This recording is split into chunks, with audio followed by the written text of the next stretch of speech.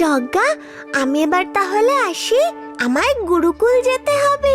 এখনো তো গুরুকুল যাওয়ার সময় হয়নি, এত তাড়াতাড়ি কেন যাবে? সময় হয়নি ঠিকই, কিন্তু আমি গুরুকুলে একটু তাড়াতাড়ি যেতে চাই। দেরি হলে দামু আর দেবযানী আগে বসে পড়বে। বসলে বসতে দাও, যেখানেই বসবে বিদ্যা তো সমানই পাবে। না, ওরা সব সময় কেন আগে বসবে? আমি আজকে আগে বসবো, আমি চলি। আচ্ছা তাহলে যাও, কিন্তু আবার আসতে ভুলে যেও না যেন। না না, এরকম ভুল কখনো করি নাকি?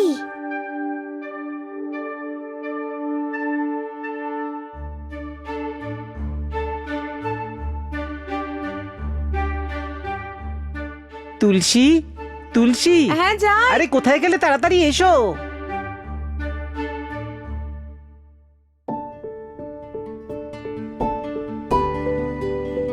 শুনছো, আজকে একাদশী, তুমি জগন্নাথ দেবকে জল দিয়ে এসো।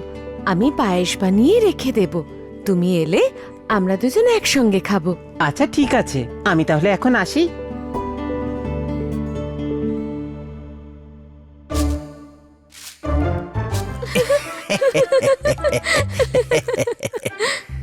দেখো দেখো, তুলসী নিজের বাড়িতে এমন করে পুজো করছে যেন ও চাষ করতে নয়, কোনো যুদ্ধ করতে যাচ্ছে। হ্যাঁ, ওকে যেতে দাও। তুমি ভিতরে যাও, আমায় দুটো রুটি আর একটু মাছ রান্না করে দাও, আমি খেয়ে দে মাঠে যাই। হ্যাঁ চলো চলো। আমাকে তাড়াতাড়ি পৌঁছতে হবে, দেরি হলে ওরা আগে বসে পড়বে। ও মা!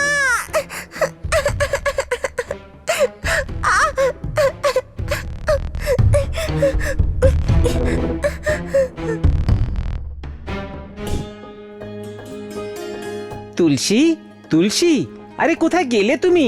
কি হয়েছে? আমি গোয়ালে আছি।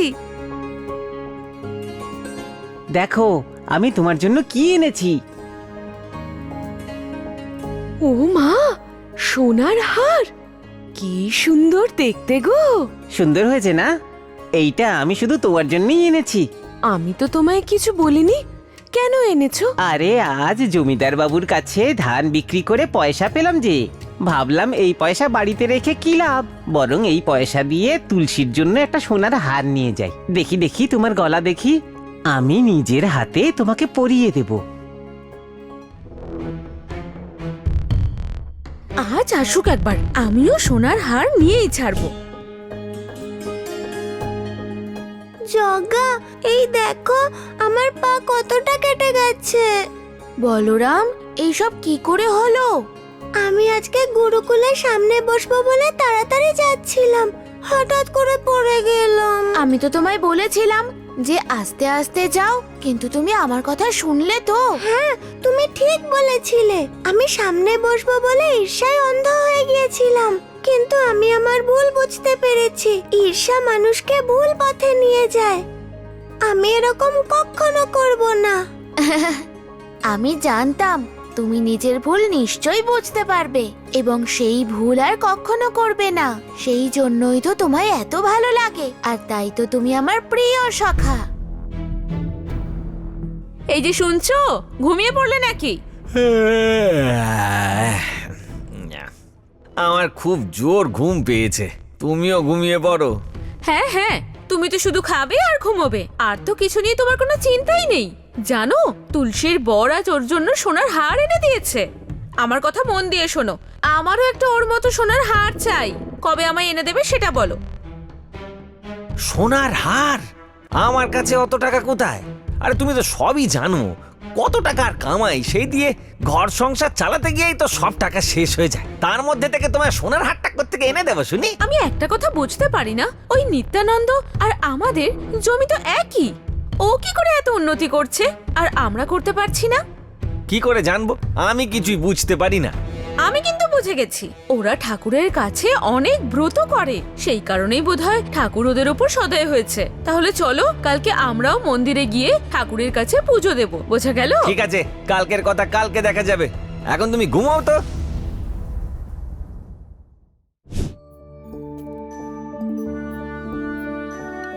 আরে তুমি ওইখানে ওইভাবে দাঁড়িয়ে আছো কেন? ভিতরে চলো, জগন্নাথ দেবের দর্শন করবে না? আমি কেন যাব? তুমি যাও গে। মাসিমা, কি হয়েছে? মেসোমশাই কি বলছেন? দেখ বলরাম, তোর মেশোকে দর্শনের জন্য ভিতরে আসতে বলছি, ও বলছে নাকি যাবে না। আরে আমি কেন যাব বলো তো? ওই মূর্তিটা পুজো করলে কি আমি কিছু পাবো? সে কি আমার ডাক শুনবে? হ্যাঁ, শুনবেন না কেন? উনি নিশ্চয়ই শুনবেন। উনি তো ভক্ত বৎসল। ভক্তি ভরে যেই তাকে ডাকে উনি নিশ্চয়ই সাড়া দেন। আমি যদি কিছু চাই তাহলে কি আমায় দিতে পারবে? সেসব আমি জানি না, কিন্তু একবার চেয়ে তো দেখো। উনি তো ব্রহ্মাণ্ডের পালনকর্তা, সময় হলেই দেবেন। হলো, এবার বোঝা গেল। চলো এবার ভিতরে এসো।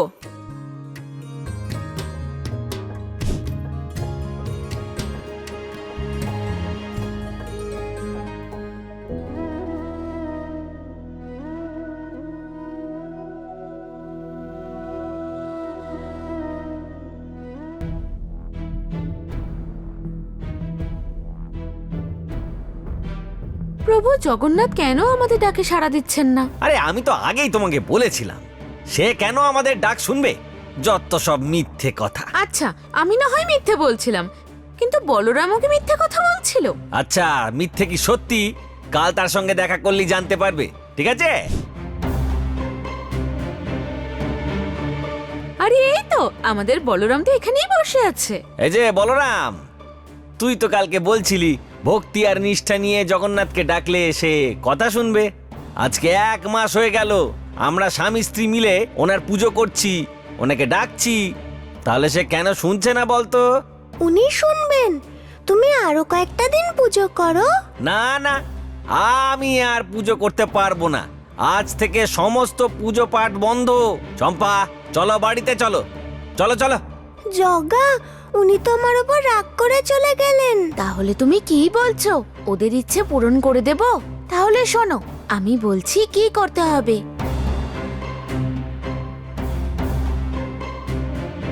মেসোমশাই, মেসোমশাই, বাড়িতে আছো? আরে বলরাম, তুই, তোর সাথে এই সাধু বাবা কে রে? এই সাধু বাবা হিমালয় থেকে এসেছেন। বলছেন ওনাকে নাকি প্রভু জগন্নাথ তোমার কাছে পাঠিয়েছেন। প্রভু জগন্নাথ পাঠিয়েছেন? কিন্তু কি জন্য? প্রভু জগন্নাথ তোমার পুজোয় সন্তুষ্ট হয়েছেন, তোমাকে বর দেবেন বলে ওনাকে পাঠিয়েছেন। কিন্তু আমি তো আর পুজো পাঠ কিছু করছি না। প্রথম যখন পুজো করেছিলে না, তখন জগন্নাথ খুব খুশি হয়েছিলেন। হ্যাঁ, আমায় পাঠিয়েছে তোমাকে 3টে বর দিতে। বলো তোমার কি প্রয়োজন? আমি যা চাইবো আপনি কি সত্যিই তা দিতে পারবেন? হ্যাঁ, তোমরা যা চাইবে আমি দিতে পারবো, কিন্তু মনে রেখো তুমি যা চাইবে তোমার প্রতিবেশী তার ঠিক দ্বিগুণ পাবে। এ আবার কেমন দ্বারা কথা? আমি যা চাইবো তার দ্বিগুণ আমার প্রতিবেশী কেন পেতে যাবে? আমি কিছু জানি না, আমায় প্রভু জগন্নাথ যা আদেশ দিয়েছেন আমি তাই পালন করব। এই যে শুনছো, একবার এদিকে এসো। হ্যাঁ সাধু বাবা, আমি প্রথম বর চাই যে আমাদের স্বামী স্ত্রীর একটা একটা করে চোখ যেন খারাপ হয়ে যায়। তথাস্তু।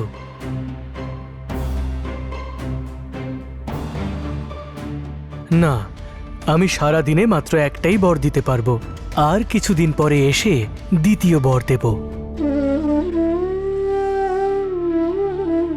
তুলসী, আরে কোথায় গেলে? আমার খুব খিদে পেয়েছে জানো। যা হোক, দুটো খেতে দাও না আমাকে।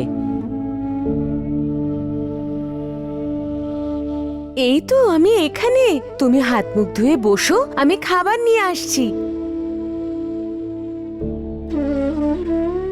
এই যে তুমি তো বেশ ভালো বরদান চেয়েছো।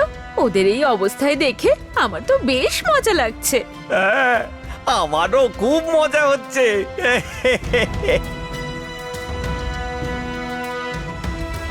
এই নাও, খেয়ে নাও এবার।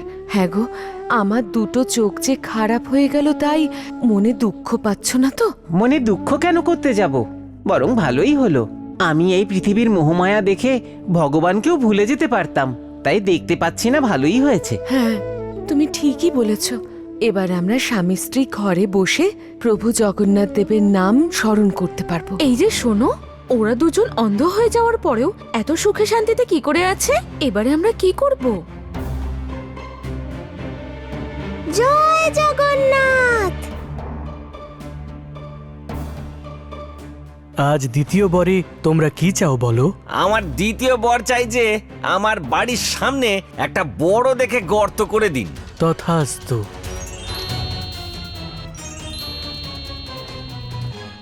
এবারে হবে আসল মজা। গর্তে পড়ে ওরা স্বামী স্ত্রী দুজনে উপরে চলে যাবে, তবেই তো দেখবো আসল মজা।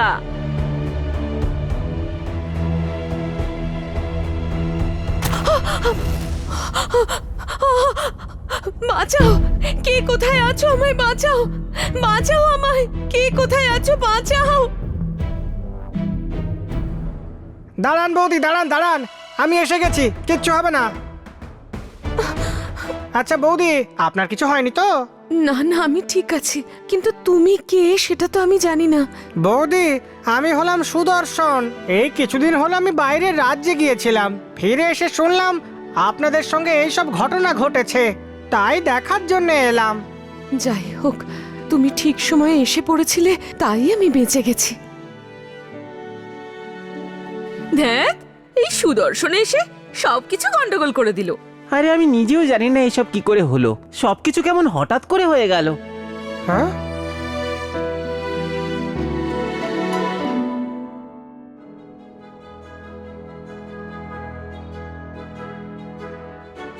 হ্যাঁ। আচ্ছা দাদা বৌদি, আপনাদের জন্য একটা খুশির খবর আছে। এই গর্ত থেকে একটা সোনার মোহরে ভর্তি কলসি পেয়েছি। সব সেই জগন্নাথেরই ইচ্ছা।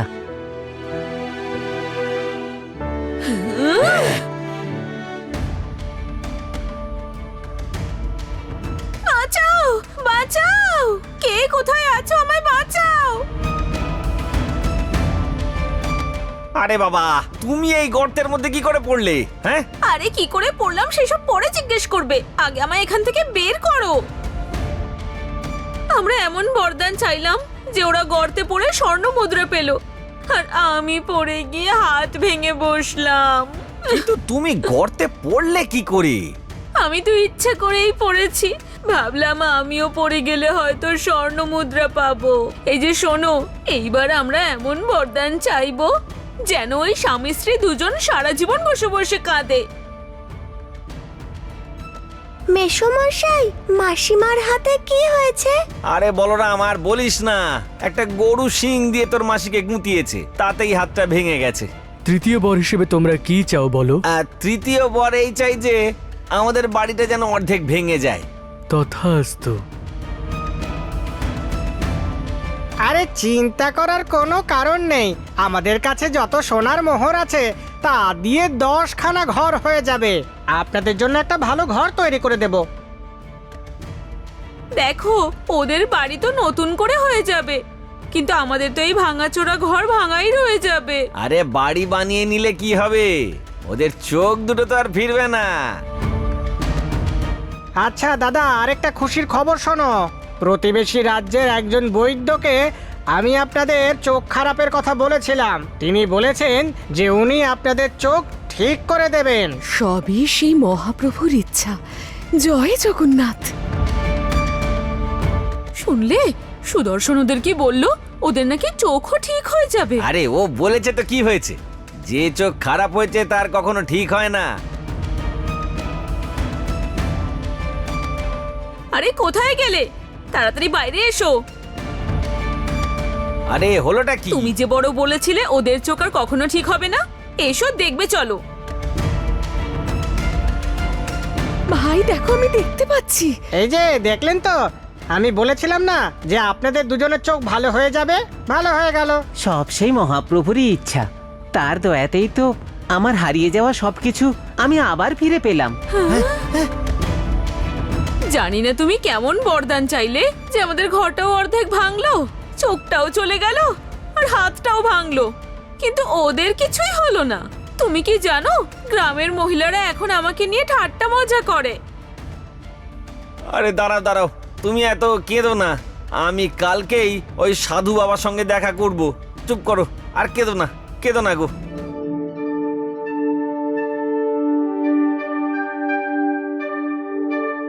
আরে বলরাম, সেই সাধু বাবা কোথায় গেলেন?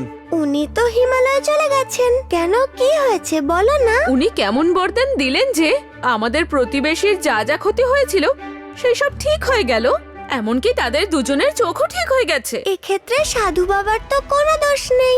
তোমরা যা চেয়েছো উনি তো সেই বরই দিয়েছিলেন। আচ্ছা, কিন্তু ওদের অবস্থা ঠিক হয়ে গেল কি করে? তুমি তো ঈর্ষাপরায়ণ হয়ে অন্যের ক্ষতি করতে চেয়েছিলে, কিন্তু ওরা সত্য এবং ধর্মনিষ্ঠ। সুখে দুঃখে সব সময় ভগবানকে স্মরণ করে। ওদের দুঃখ ভগবান সইতে পারে না, সেই জন্য ওরা তাড়াতাড়ি ভালো হয়ে গেল। আর তোমরা নিজেদের চালে নিজেরাই ফেসে গেলে। হ্যাঁ, তুই সত্যি ঠিকই বলেছিস, আমাদের বড় ভুল হয়ে গেছে। তোমরা চাইলে 3টে ভালো বর চেয়ে সুখে শান্তিতে থাকতে পারতে, কিন্তু ঈর্ষায় অন্ধ হয়ে গিয়ে অন্যের ক্ষতি করতে গিয়ে নিজেদের ক্ষতি করে ফেললে। কথায় আছে যে অন্যের ক্ষতি করতে চায় তার ক্ষতি সবার আগে হয়। বলরাম, তুই আমার চোখ খুলে দিলি বাবা। আজ থেকে আমিও সত্য আর ধর্মের পথে চলবো। দুঃখে সুখে সব সময় ঈশ্বরকেই ডাকবো। আমার শেষ জীবনটুকু প্রভু জগন্নাথের সেবা পূজাতেই কাটিয়ে দেব। কারোকে হিংসা করব না, সবার সঙ্গে মিলেমিশে থাকবো। চম্পা, চলো চলো, প্রভু জগন্নাথের কাছে গিয়ে শরণ নি। জয় জগন্নাথ, জয় জগন্নাথ। ক্রোধ, ঈর্ষা, দম্ভ, অহংকার এ হলো মানুষের চরম শত্রু। এই সব থেকে আমি দূরেই থাকবো আর প্রভুর শ্রীচরণে ভক্তি করে যাব। জয় জগন্নাথ।